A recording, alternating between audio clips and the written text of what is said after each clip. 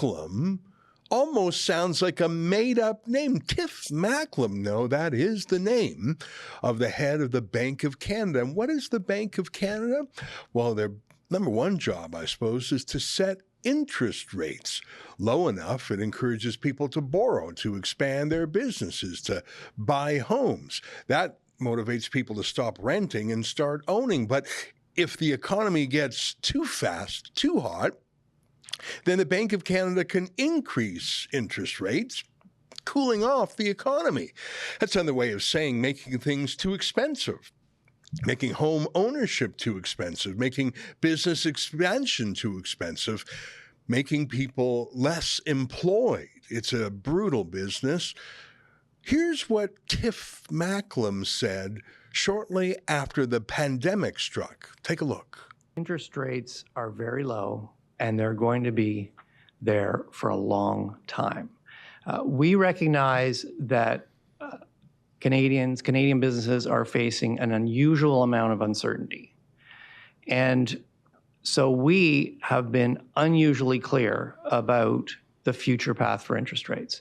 If you've got a mortgage, or if you're considering to make a major purchase, or you're a business and you're considering making an investment, you can be confident that interest rates will be low for a long time. Well, that's what Tiff had to say, and Tiff wouldn't lie, would he? Tiff wouldn't tell millions of Canadians to go ahead and load up on mortgages and business loans only to change his strategy. Would he? Well, joining us now to talk about that is one of our favorite guys, Manny Montenegrino, the CEO of Think Sharp. Manny, if I was someone looking to rent or buy, listening to Tiff Macklem would make me say, boy, this is the time to buy. Money's going to be cheap. Not just the time to buy, but to have what's called a variable rate mortgage, because you get a better deal on it. What do you make of what Tiff Macklem said there? And guess what? There's a second video we're going to show in a second to tell you how the story ends. But why don't you unpack a little bit, Manny, what we just saw there? Well, he couldn't be any clearer. He basically told Canadians, and by the way, the Bank of Canada never tells us what it's doing in the future. It rarely tells us. And this time, this was about 6 months after COVID struck. And this time, the Bank of Canada went forward and said, be rest assured, low interest rates for a very long time. And that means people went out and bought homes, people went out and took variable mortgages. And Ezra, in my law practice of 35 years, I practice in real estate law pretty heavily as well. And a long time in real estate law means a minimum of 5 years. At the time that Tiff Macklem said that, the governor said that, we have now had almost 0% or 1% mortgages, 2% bank rates from 2008 to 2020 when the pandemic hit. So that's 12 years of really low rates. And when the Bank of Governor comes up and says a long time, one could reasonably expect it's at least 5 years, if not another 10 years of low interest rate. So people went out and listened to this independent Bank of Canada governor and acted accordingly. Then what happened? Yeah, well, let's take a look at video number 2. Here's Tiff again. Going forward, nobody should expect that interest rates are going to go back down to the very low levels that we've seen over the last decade or so. So we're in a transition period to a world where interest rates are going to be higher than what many people have gotten used to. Well, there you have it. So everyone who got a variable rate mortgage, everyone who invested, borrowed to build their business or build their home, well, sorry, Tiff has new instructions now. What's been the impact of this high interest rate? And combine that with inflation. First of all, what has it done? And second of all, how did it happen, Manny? Well, I think it's important to know how it happened. I looked into very carefully, and I have graphs that I can present. But basically, the Bank of Canada's job is to keep inflation around 2%. That's its primary job, and the biggest tool that it can do that is with interest rates. So it starts with inflation. Now, when the Bank of Canada made that pronouncement after COVID, struck, that interest rates are going to be there for a very long time. He knew that the drivers of inflation were in place. And let me list them for you.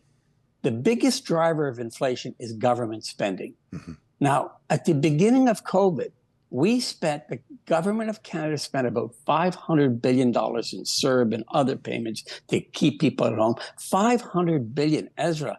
The budget of Canada is only about 300 and some billion. So we basically spent the whole budget, if not twice as much, in one or in a few months. That is inflationary. The governor knew that happened when he made that statement that interest rates will be for a long time, very low. The second driver of inflation is supply chain disruptions. COVID, when everyone shut down around the world, and we know this, and he knew at the time he made that statement that the supply chain was disrupted. The third driver of inflation is pent-up demand. Ezra, when you have people staying at home for a year, and because of COVID, everyone knew, you didn't have to have an economist degree, that demand will start ramping up because we shut everything down. And the fourth is low interest rates. It's very important to know, Ezra, that the interest rates, the bank rate was around 2%, and they dropped. This is remarkable. They dropped it to almost zero at the beginning of COVID. Now, think of that logical a step.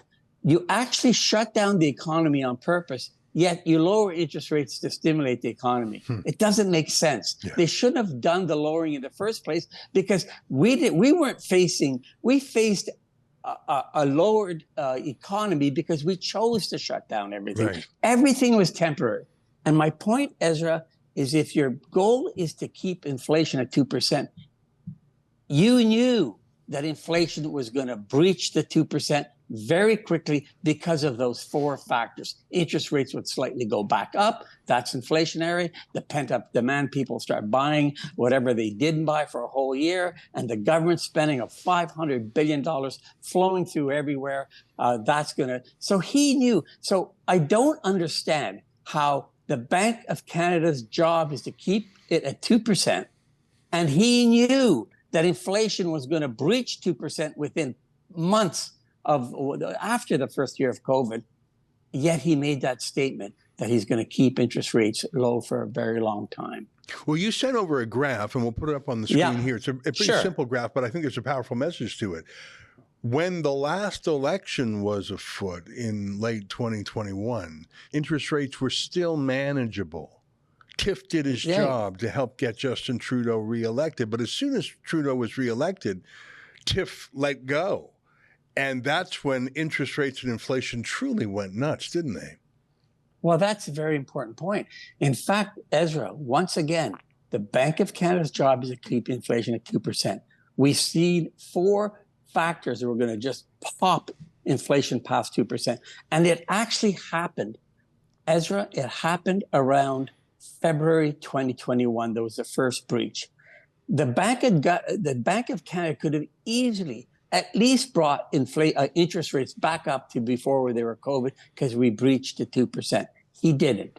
And he left them at the almost 0% right up to the following year, which is after the election. So Ezra, for 10 months, inflation kept going up to almost 6% before, a year after it breached the 2%, before he started implementing the very sharp increases in interest rates. So it is just, there is no explanation. And particularly, Ezra, if you take the premise that the vaccines were all going to bring us back to normality, the two-shot miracle drug was going to just make everything tickety-boo, and that's what all the public officials were telling you. That means you knew by July, or at least by June of 2021, that everything would be back to normal and interest rates should have gone up. He did not increase interest rates, knowing all these factors and knowing that the inflation rate was about 4.5%. It was 4.5% at the time of the election, and interest rates were still at virtually zero. That was an excerpt from the Ezra Levant Show. I'm Ezra Levant. Every weekday, I do a monologue about the topic of the day. Then I interview a fascinating guest either in studio or via Skype. And then I read your mail, whether it's fan mail or hate mail, which is sometimes even more interesting. This is on our premium service, though, called Rebel News Plus. Go to rebelnewsplus.com. It's $8 a month or less if you buy a whole year in advance. You get my show every weeknight, plus Sheila Gunn Reid's show every week. It's called The Gun Show. It's pretty amazing. You know, we rely on you because we do not take a dime from the government. In Canada, that makes us almost unique. So please help us out and help yourself to some great journalism at rebelnewsplus.com.